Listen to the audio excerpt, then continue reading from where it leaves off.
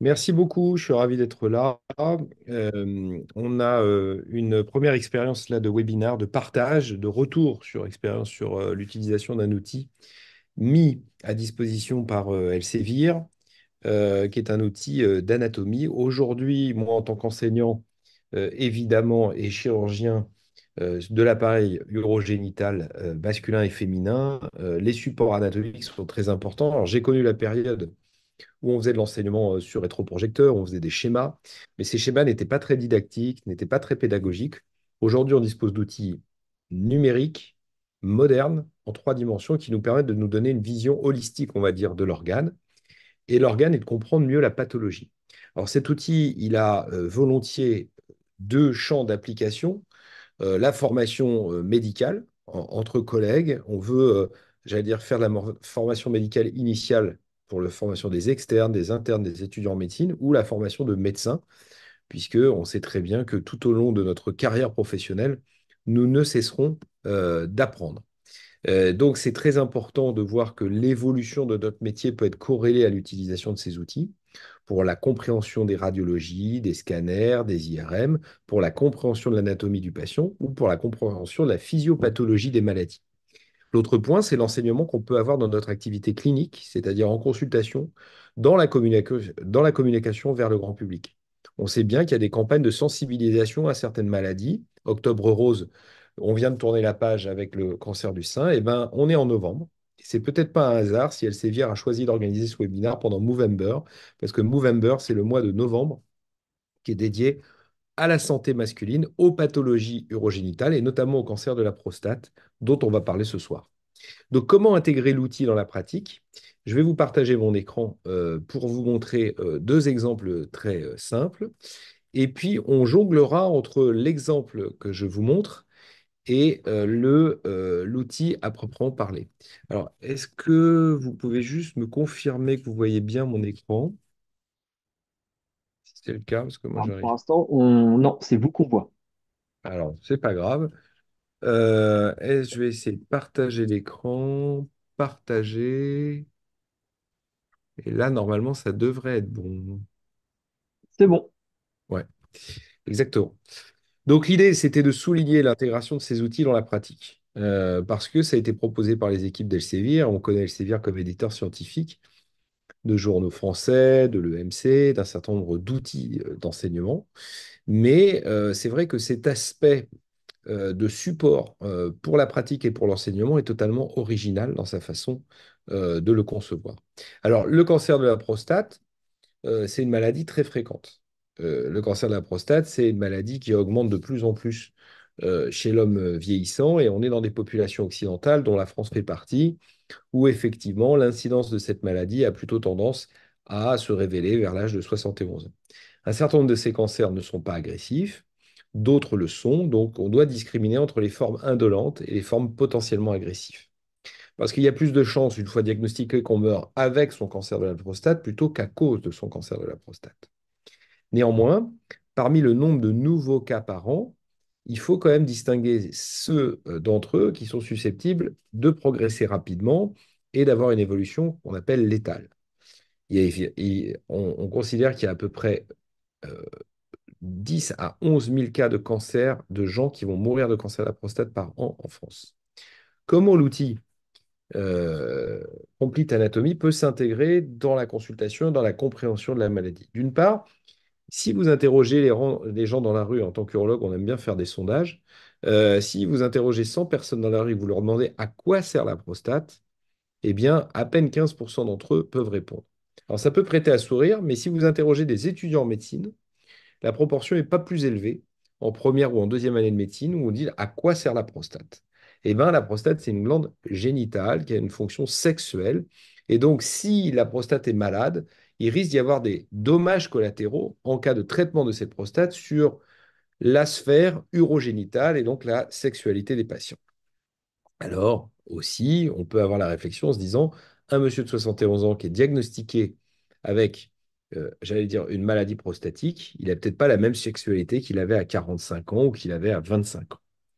Néanmoins, de resituer le sujet dans son contexte et de montrer l'organe permet de comprendre. Alors l'organe sain, il n'est pas question de montrer un organe malade. Il est question de localiser la maladie, d'en expliquer les tenants et les aboutissants.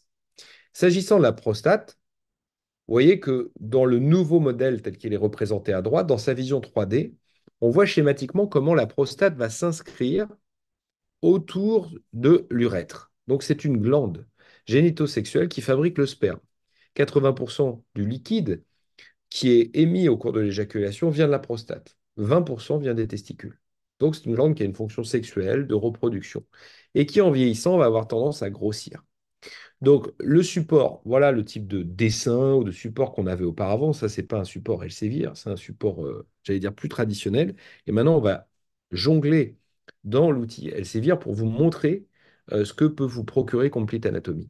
Mais la pathologie, c'est le grossissement physiologique de la glande qui, par rétrécissement anatomique de l'urètre, va causer des troubles mictionnels. On sent bien que la vessie a du mal à se contracter, qu'il va y avoir un résidu et que les patients vont exprimer une symptomatologie de l'ordre je me lève la nuit pour uriner. Quand j'urine, j'ai l'impression de ne pas vidanger complètement ma vessie. Et sous cette prostate, il y a un sphincter. Permettez-moi de passer sur le support Complete Anatomy, donc qui est une application. Alors moi, je travaille sur Mac et je ne fais pas de pub, vous pouvez être sur PC. Et donc l'application, vous allez la chercher dans l'App Store de votre ordinateur. Et vous voyez que vous êtes sur... donc vous voyez toujours l'écran là, Johan? Oui, oui, oui, c'est bon, on voit bien. Donc, vous allez par exemple aller dans l'Atlas et vous pouvez trier par l'Atlas et filtrer par l'Atlas. Alors, par exemple, vous allez prendre le pelvis et le périnée et vous allez voir le contenu. Vous voyez qu'il y a des coupes, os du pelvis masculin, vue 3D antérieure. Ouais. Donc, on va zoomer sur le bassin, sur la structure osseuse anatomique et on va double-cliquer sur l'outil assez simplement en enlevant le filtre. Cet outil, ça nous permet de localiser le sujet dans son contexte, indépendamment du savoir des patients. Et ensuite, vous pouvez très bien dire, écoutez, vous avez, monsieur, une suspicion de cancer de la prostate qui touche les ganglions lymphatiques avec une extension extracapsulaire. C'est très compliqué à comprendre. Si vous rajoutez par ce simple bouton que vous voyez à l'écran les organes urogénitaux, eh ben, vous voyez apparaître les reins, les urtères, le ligament ombilico-prévésical, les testicules et et bien sûr la vessie. Vous allez pouvoir zoomer sur l'organe et exprimer une rotation en 3 dimensions. Et donc, vous voyez que quand vous basculez l'outil anatomique, vous voyez très bien la verge se dessiner, les bourses, les canaux déférents qui amènent les spermatozoïdes jusqu'à la prostate, et ensuite les vésicules séminales et la prostate. Vous pouvez cliquer sur la prostate et aller demander une coupe latérale de la prostate avec, j'allais dire, l'impact sur la vessie. Alors là, on est sur la vessie. Excusez-moi, j'ai cliqué sur la vessie involontairement. Mais si on coupe sur la prostate, voilà, on a cette coupe latérale et on voit comment la prostate se distribue. Après, on peut tout à fait expliquer également en rajoutant, en enlevant le cadre osseux, si ce n'est pas notre sujet, et en utilisant le modèle pour ce qu'il est, sans le cadre osseux, si vous jugez que ça n'est pas explicatif. Deuxième point, on perçoit ici sous l'urètre qu'il y a un sphincter, et vous le voyez très bien ici. Voilà.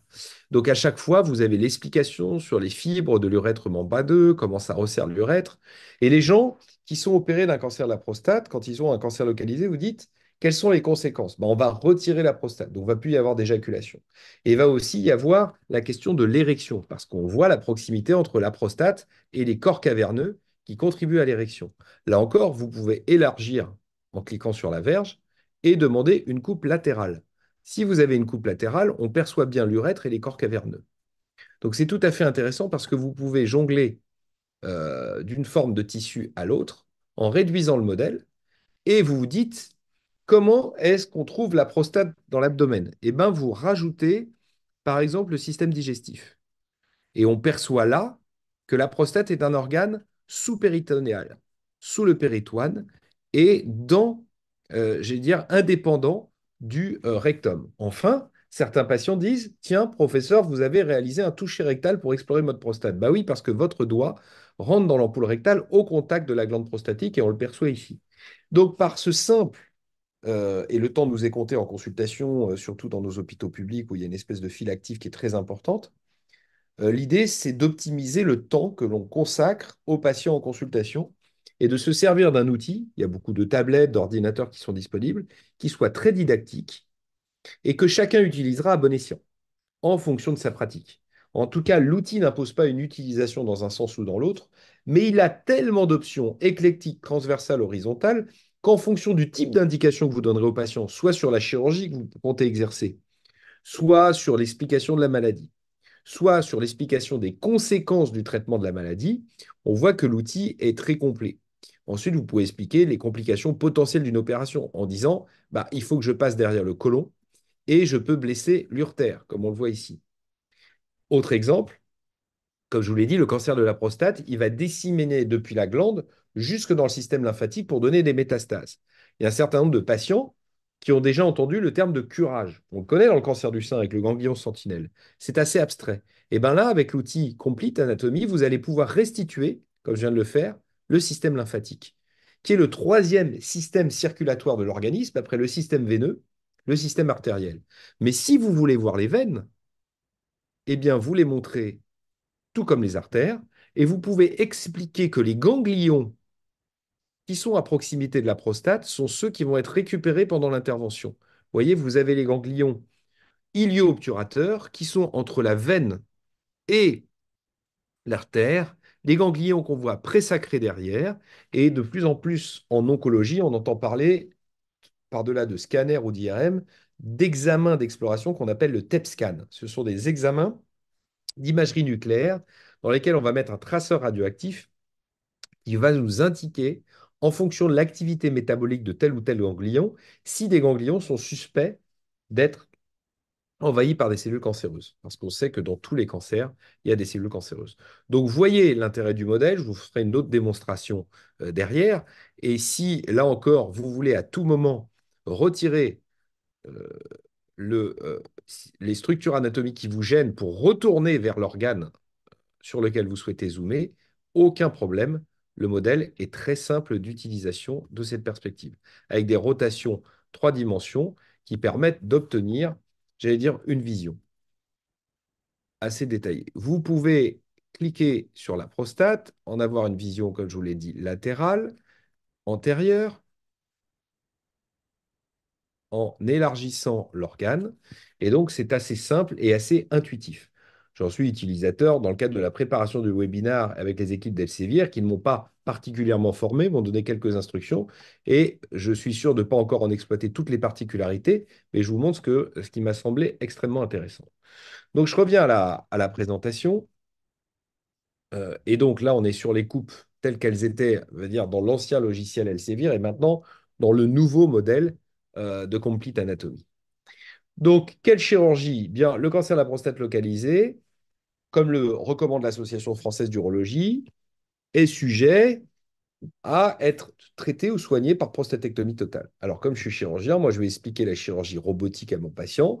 Je vais leur expliquer quelle est l'ergonomie pour le chirurgien, quels sont les avantages de la voie mini-invasive, pourquoi la France a particulièrement développé les systèmes robotiques qui existent depuis maintenant 20 ans.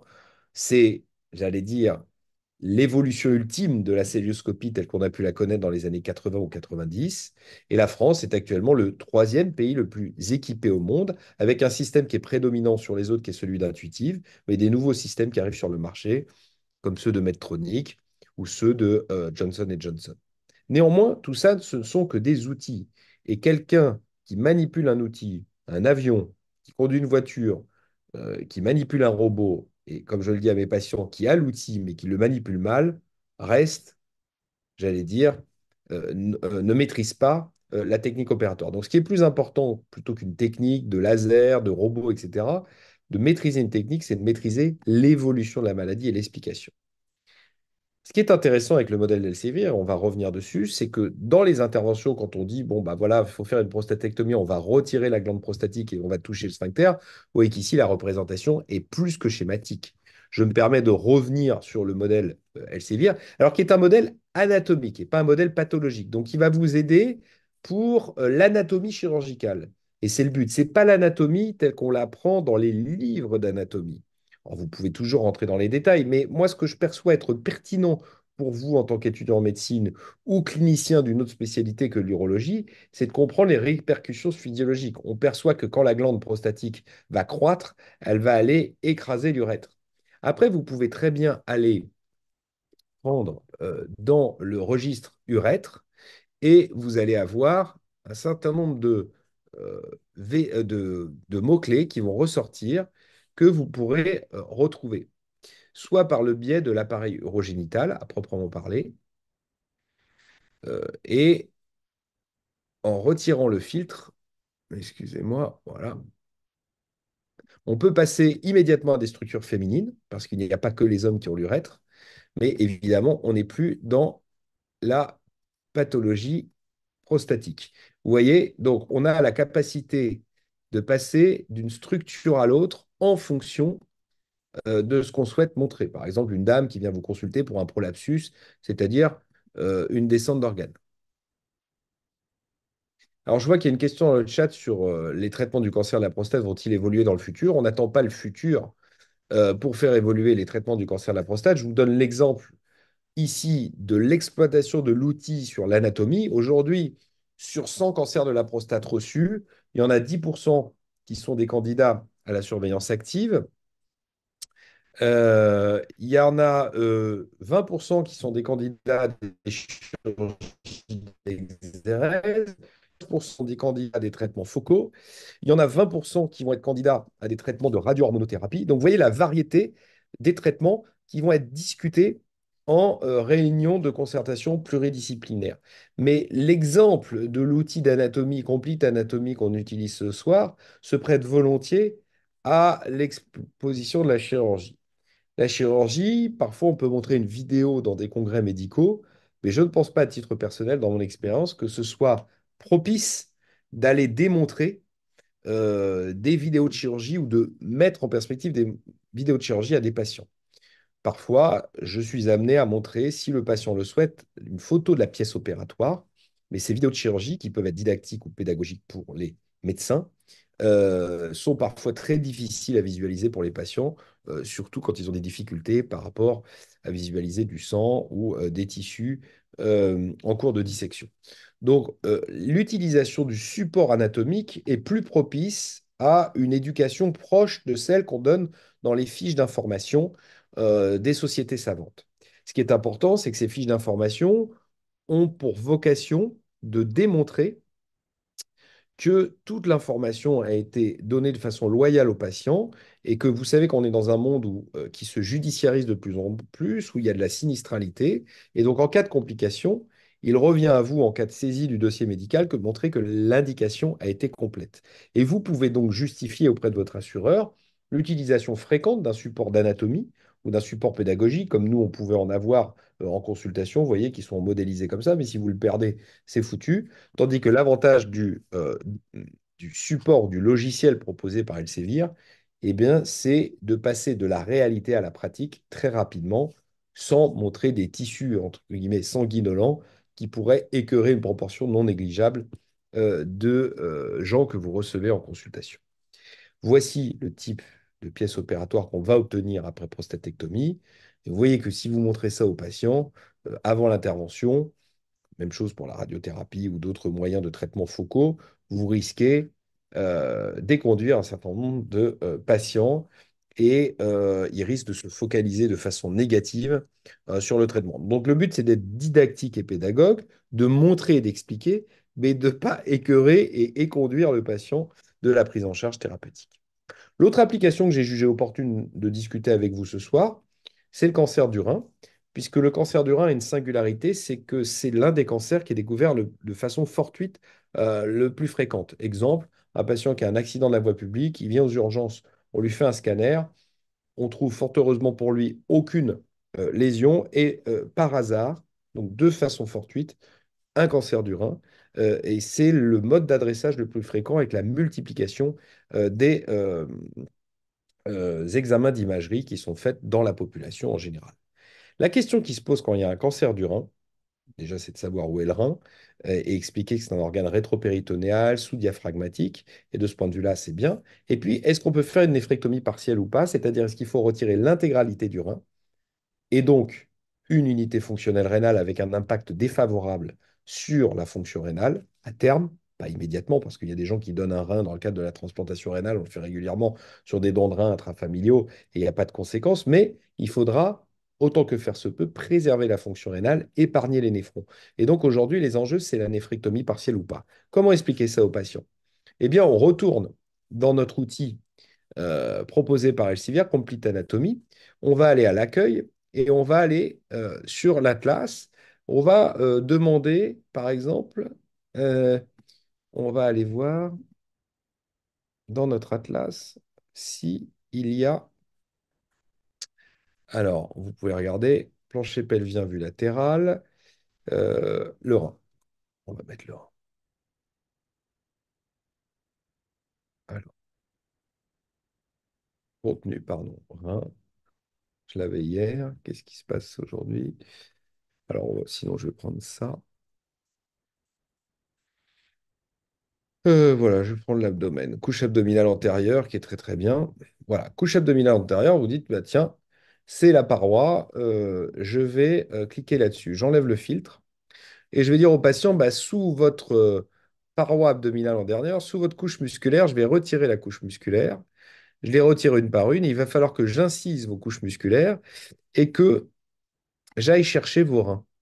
Donc, vous voyez, les reins, on les voit apparaître ici parce que j'ai appuyé sur l'onglet urogénital. Je vais retirer encore une course musculaire, ou je vais en rajouter une, et je vais dire au patient, bah, moi, pour accéder à vos reins, soit je fais une lombotomie, c'est-à-dire je passe à travers les côtes et je vais accéder à vos reins qui sont juste ici, soit je vais passer par lomboscopie, c'est-à-dire le muscle lombaire, et je vais inciser ici, insuffler la cavité pour aller au contact du rein. Et ensuite, je vais aller disséquer à l'intérieur du rein pour essayer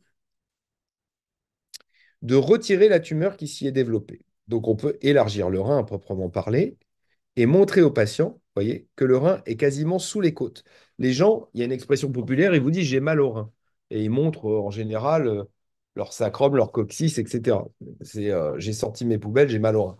En fait, les reins sont des organes rétropéritonéaux très haut placés et on voit que l'intérieur des reins est là pour colliger les urines et excréter les déchets azotés de l'organisme et du sang. Donc les reins, ce sont un rôle de filtre. Et ce sont des organes nobles car essentiels, car sans reins, on a une dépréciation de la fonction rénale et on finit en dialyse.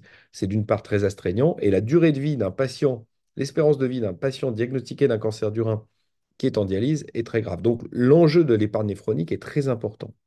Si on revient sur le rein, je veux aller voir ici et je vais utiliser un outil.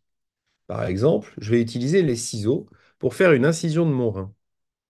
Voilà, je vous montre de quoi il s'agit et j'appuie sur ciseaux.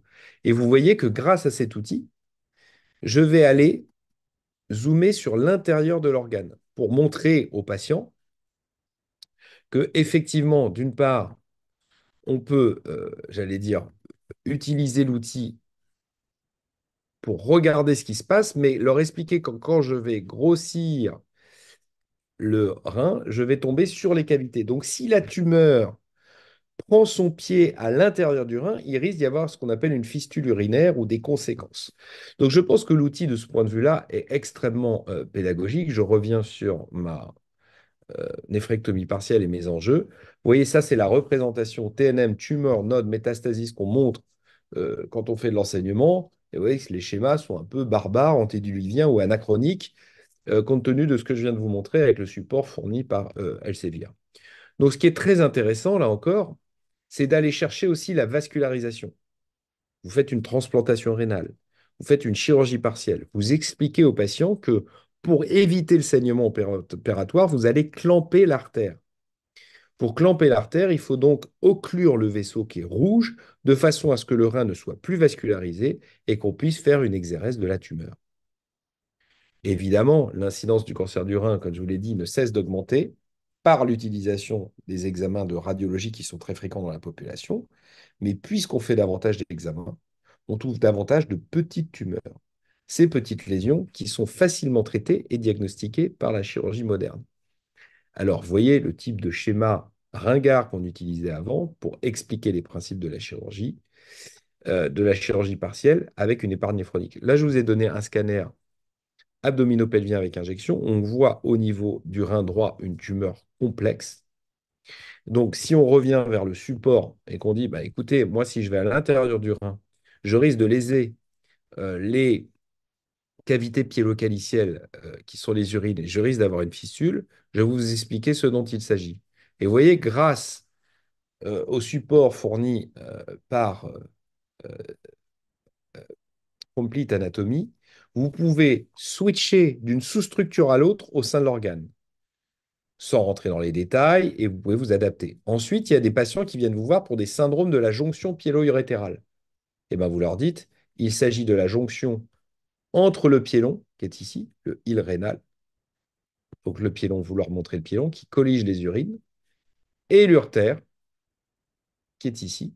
Et donc, il y a des gens qui ont une anomalie congénitale ou une artère qui appuie dessus. Les gens disent, mais je ne comprends pas comment une artère peut venir appuyer dessus. Eh bien, parfait.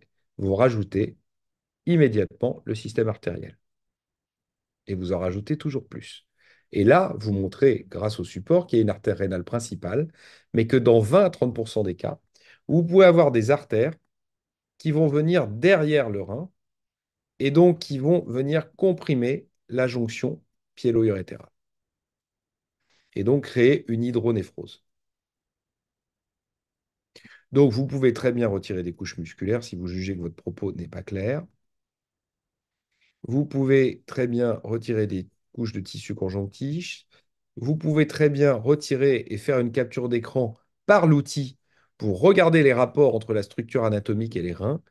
Donc, vous choisissez évidemment la vue en 3 dimensions qui est la plus propice à l'explication que vous souhaitez fournir. Mais par-delà tout ça, c'est comme un peu un hamburger ou un sandwich. Vous choisissez les strates du sandwich. Vous pouvez gommer la feuille de salade ou la feuille ou la tranche de fromage, et bien là, c'est de la même manière. Vous pouvez complètement effeuiller le patient dans son anatomie la plus intime pour expliquer la pathologie et les répercussions que ça peut avoir.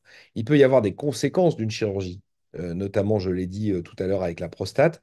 Et là encore, le support anatomique est là pour vous démontrer la facilité d'utilisation et surtout la facilité d'explication. Donc, je pense que de façon didactique et très pédagogique, vous pouvez prendre en main l'outil, vous habituer à l'utiliser et l'utiliser même très brièvement au cours d'une consultation qui dure 10 minutes, un quart d'heure. Donc, c'est important. Là encore, sur un scanner qui est parfois difficile à lire pour un patient, la représentation anatomique est là pour nous aider à expliquer. Or, dans la chirurgie partielle, on a plus de complications en fonction de la localisation de cette tumeur, de son enfouissement par rapport au île rénal et de sa proximité avec les cavités piélo-calicielles. Donc, c'est très important de le percevoir. La chirurgie partielle, elle a tendance à augmenter de plus en plus. Et ce qu'il faut comprendre dans le cancer du rein, ça c'était une conclusion sur la prostate, mais ce qu'il faut comprendre dans le cancer du rein, c'est que l'enjeu de la guérison doit être contrebalancé avec l'enjeu de l'impact sur la fonction rénale. Or, après 40 ans, la moyenne d'âge des cancers du rein, c'est 55, 60 ans, après 40 ans, on perd 1 à 2% de fonction rénale tous les 3 4 ans.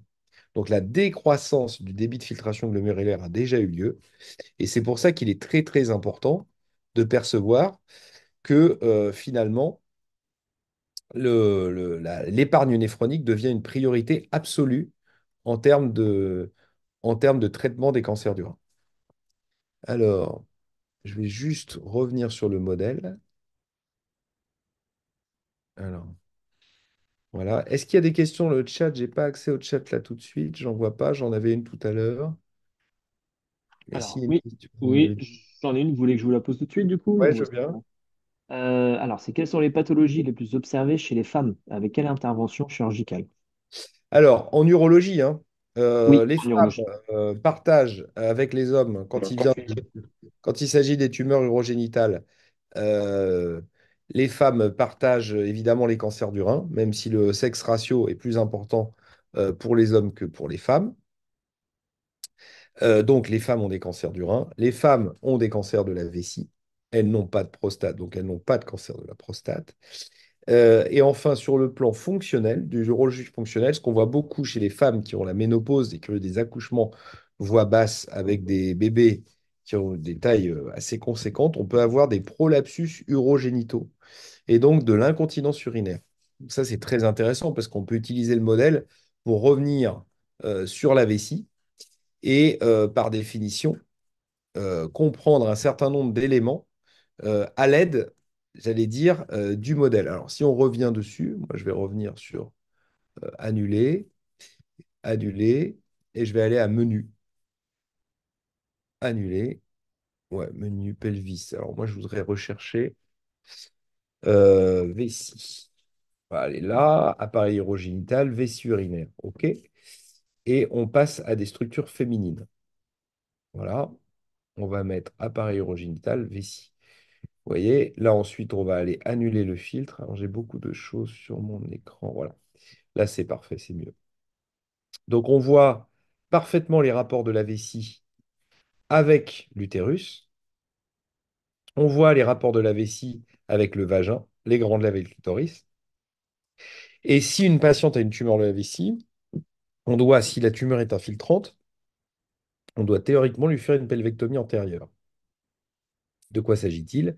Ablation de la paroi antérieure du vagin, ablation de l'utérus, ablation de la vessie. Donc on comprend là les enjeux. Les patients disent, mais pourquoi ça? Bah, vous retournez la vessie, vous agrandissez la vessie et vous montrez que dans la vessie peuvent se développer des polypes et le pied du polype peut passer à travers la paroi de la vessie et donc aller envahir les organes adjacents. Quels sont les organes adjacents? On vient de les montrer ici.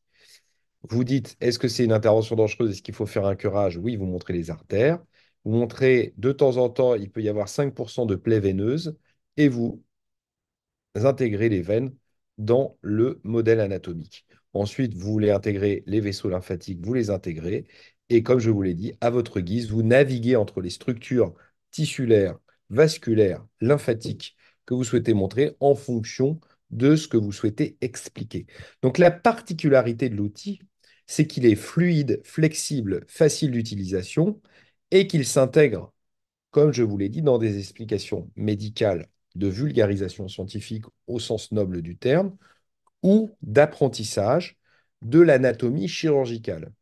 Par ça, j'entends les zones que vous devez apprendre à disséquer. Et la voie d'abord chirurgicale influence la zone de dissection. Par exemple, quand vous faites une prostatectomie par voie chirurgie robotique, vous allez passer par voie prépéritonéale. Donc là encore, vous pouvez aller dans l'outil pour expliquer que ce qu'il faudra disséquer, prostate, vous allez appareil urogénital, vous avez la prostate, vous rangez ça, et vous allez expliquer à vos internes, par exemple, que, alors on va enlever la couche artérielle qui ne nous intéresse pas, on va en enlever même plusieurs, on va enlever la couche veineuse, mais qu'il va falloir passer sous le système digestif en créant un pneumopéritoine. Et donc, vous voyez, la sphère digestive, on va passer sous le péritoine, on va récliner, mettre le patient en position de trait d'Ellenbourg, c'est-à-dire 30 degrés de rotation vers l'arrière pour que la vessie ne se remplisse pas. Donc, vous pouvez même simuler, c'est-à-dire la position péropératoire chorale patient par le modèle que vous utilisez. Voilà. Alors, je vois discuter une autre question. Non, c'est bon. Alors, est-ce qu'il y a une question? Non. Euh, Oui, il y a d'autres questions. Alors, je vais regarder si Dis-moi. elles sont en lien. Comment se traite l'adénome de la prostate au laser? Alors, l'adénome de la prostate au laser, je vous ai expliqué, on va utiliser le modèle. Euh, donc, la physiologie, c'est que la prostate grossit chez tous les hommes. Ça, c'est normal, comme il y a les cheveux qui grisonnent, etc. Ce qui n'est pas normal, c'est que le grossissement de la prostate, on va prendre la prostate, exerce par son grossissement une compression de l'urètre et donc des troubles mictionnels. Et donc là, vous voyez dans le support anatomique qui est fourni ici, par Complete Anatomy, vous avez en fait, on n'a plus besoin de ça. On va agrandir ici. Voilà. Il faut que j'aille au bon endroit. Voilà. Vous avez la prostate ici. Et vous avez la prostate et ses rapports avec l'urètre. Donc, si vous êtes sur une coupe latérale ou antérieure de la prostate, vous voyez que la prostate, elle entoure l'urètre. Donc, quand elle va grossir, elle va comprimer. Et donc, le traitement par énucléation, c'est un peu comme si on allait à l'intérieur de la prostate et que on allait en fait énucléer par l'intérieur, comme si vous aviez un avocat dont vous alliez retirer le noyau. Donc, on va rentrer par l'urètre, vous voyez là. On va aller à l'intérieur de la prostate. Alors là, je l'ai perdu. On va aller à l'intérieur. Voilà, elle est là. On va aller à l'intérieur de la prostate et on va décomprimer la glande prostatique en diminuant son volume, tout en préservant le sphincter qui est ici, pour pas qu'il y ait de problème de continence, et tout en gardant la coque prostatique, ce qui permet de garder la sexualité et les érections. Parce que les érections, elles sont liées surtout aux bandelettes vasculo-nerveuses qui sont autour de la prostate. Et donc ces bandelettes, voilà, toute cette vascularisation artérielle, elle est très importante. Ça, parce qu'elle contribue. Donc, quand vous faites une prostatectomie, vous retirez ce système vasculo-nerveux et donc vous avez un impact défavorable sur la sexualité des patients. Donc, le traitement au laser se fait par voie endo-urologique pure, sans incision, en passant par l'orifice de la verge et en allant dans l'urètre énucléer, c'est-à-dire réduire le volume de la glande sur à peu près un tiers, on va dire. Voilà, j'enlève la couche artérielle, etc. Et souvent, les gens disent, ah, bah, vous n'avez pas préservé mes bandelettes vasculo-nerveuses. Et vous voyez comme le support anatomique est très propice à l'explication. Quand vous montrez toutes les couches artérielles et toutes les couches veineuses, les gens comprennent la complexité. Ils croyaient qu'il y avait un câble qu'on avait sectionné ou pas sectionné. Vous avez préservé ma bandelette ou pas préservé ma bandelette. Et donc, en fait, c'est beaucoup plus complexe que ça en a l'air. Est-ce qu'il y a une autre question? Alors, oui, il y a d'autres questions. Alors, Je ne les vois pas apparaître, moi. d'accord, ok, bah, moi, je vous l'ai mis. Alors, vous pensez utiliser Complete Anatomy en live ou en asynchrone avec vos étudiants? Alors, Complete Anatomy offre la possibilité de capture d'écran ou même de préparer son cours, contrairement à l'utilisation intuitive et spontanée comme je vous l'ai fait là, en disant bah, tiens, je vais préparer un cours sur le cancer de la vessie et donc je vais pré-enregistrer ou préparer mes séquences. Donc, l'avantage de Complete Anatomy, c'est que vous pouvez avoir, j'allais dire, une séquence qui vous permet de cibler très singulièrement telle ou telle zone anatomique en fonction du message que vous souhaitez délivrer. Donc, ça peut être en live si vous êtes avec votre ordinateur et une connexion Internet et que vous avez votre mot de passe, mais ça peut être plus contributif aussi s'il y a des points très techniques à utiliser. Donc, je pense que les deux, en fait, mon capitaine, ce qui peut être intéressant, à mon avis, en consultation pour la vulgarisation, c'est l'utilisation de l'outil assez simplement, avec une souris. Et puis, pour la préparation du cours, bah, j'utiliserai plutôt le modèle un peu en amont, avec des captures d'écran d'excellente qualité qui peuvent être insérées aussi dans vos diaporamas, ou un petit film, comme je l'ai montré tout à l'heure, qui peuvent être des petites vidéos qui peuvent être très démonstratrices. Voilà. Ok, super. Il y a une autre question. Là, maintenant, ça tourne assez autour de Complete Anatomy. La question est la Ouais. suivante. Est-ce que la prise en main est facile?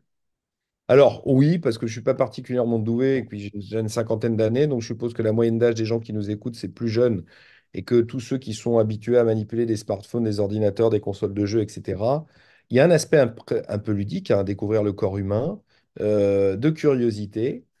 Et donc, moi, je pense, quelque chose de très simple. Je vous ai dit, c'est un peu comme un smartphone. Je ne suis pas du tout certain, à titre personnel, que j'ai maîtrisé tous les paramètres de l'outil à ce stade. J'en ai décortiqué, j'allais dire, la partie émergée de l'iceberg. Les possibilités sont infimes, puisque il y a des possibilités de consulter des atlas, de vidéos déjà organisées. Vous pouvez aller par le menu voir ce qui est proposé. Donc, c'est tout à fait intéressant de regarder là, accueil, si vous regardez sur l'accueil, et vous allez à l'accueil, et vous voyez qu'il y a du contenu, des vidéos, la possibilité aussi de gérer donc un gestionnaire de cours, du partage, un atlas, la radiologie. Donc, vous voyez, les options sont beaucoup plus importantes. Mais je pense que c'est quelque chose qui se découvre step by step, petit à petit, et que évidemment, au début, c'est plus une exploration plus traditionnelle, comme si vous aviez un bouquin d'anatomie sur lequel que vous posiez, vous voulez creuser, mais c'est beaucoup plus ludique et didactique et beaucoup plus agréable que les vieilles planches d'anatomie que moi j'ai pu connaître à la faculté de médecine à la fin des années 90, au début des années 2000. Donc même par-delà le fait que vous avez des cours d'anatomie, c'est une anatomie pratique, physiologique, chirurgicale. Vous pouvez expliquer, par exemple, assez simplement, regardez ici, la colique néphrétique. En retirant les couches musculaires, le malade vous dit, ah, j'ai mal sur le côté. Je dis, ah bon, pourquoi vous avez mal sur le côté? Et puis vous dites, monsieur, tiens, vous avez probablement une colique néphrétique, c'est-à-dire un blocage d'un calcul dans l'urtère qui empêche les urines de s'écouler et qui génère votre douleur. Je vous dis que dans un monde qui se judiciarise de plus en plus, on est passé d'un tout au tout. Les patients, ils vous challenge, ils ont des informations sur Google, ils ont des informations sur Internet. Et aujourd'hui, le caractère didactique, pédagogique et informatif de la consultation médicale, c'est très important pour la relation médecin-malade. Voilà. Quel que soit finalement le niveau socio-économique des gens qui vous côtoient, et vous devez, par ce support, être en capacité d'expliquer à tout le monde. C'est ça qui fait l'intérêt de ce support visuel d'une qualité relativement exceptionnelle. Je pense, et là, moi je ne m'engage pas pour Elsevier, mais qu'il est tout à fait opportun de voir et de tester. Et ceux d'entre vous qui ont participé à ce webinaire seront probablement en position de revendiquer un accès pendant quelques temps. Vous contactez les équipes d'Elsevier et voyez pour une prise en main de l'outil, parce que ceux qui utilisent sont convaincus. Et c'est ça qui est intéressant potentiellement. Voilà les éléments que je voulais partager avec vous sur mon domaine d'exercice qui est l'urologie, mais dans ma triple mission qui est l'enseignement évidemment de l'urologie et des pathologies, qui est la recherche clinique et qui est la mission de soins. Je pense que finalement cet outil, qui est un outil de support pédagogique, peut être un outil qui peut se transposer à l'activité clinique et qui peut suivre le clinicien, même celui qui est installé dans sa pratique quotidienne libérale pure. Donc, je pense que c'est tout à fait intéressant de savoir que ce type d'outil existe, qui était réservé peut-être à des professionnels et vous étiez potentiellement exclus. Mais là, la volonté d'Elsevier, c'est une large dissémination de l'outil à disposition en France, bien sûr, puisque c'est en France dont on discute ce soir, mais aussi dans de nombreux supports européens et de langue. Donc, on s'affranchira des problèmes de langue. Et cette anatomie, ce corps humain, il est universel. Et donc, chacun voudra s'en emparer de la manière qui semble la plus propice à son exercice. Voilà les messages que je voulais vous passer. Évidemment, s'il y a des questions, on peut m'envoyer un mail et je peux le mettre dans le chat. Euh, non, où est-ce que je peux écrire? Discuter, voilà. Je vais écrire dans le chat. Euh, pour interagir avec moi directement. Et je vous incite à prendre langue avec les équipes d'Elsevier, que je remercie de m'avoir confié l'animation de ce webinaire. Pour ceux qui sont intéressés, je pense que ce webinaire aura été enregistré, donc pourra être vu en replay ultérieurement, Tout, euh, sont intéressés par l'exploitation de cet outil anatomique hors du commun de dernière génération, eh bien, n'hésitez pas à contacter les équipes d'Elsevier. Voilà, je vous remercie. Il y avait d'autres questions? non, il y avait une dernière question, mais auquel on a répondu dans le Ah, chat. c'est vous qui répondez, bah, c'est parfait Ouais, alors. exactement. Bah, c'était très centré en fait sur le côté produit de Complete Anatomy justement. Bon, bah parfait. Bah, j'étais ravi de partager ce moment avec vous. Merci de nous avoir écoutés.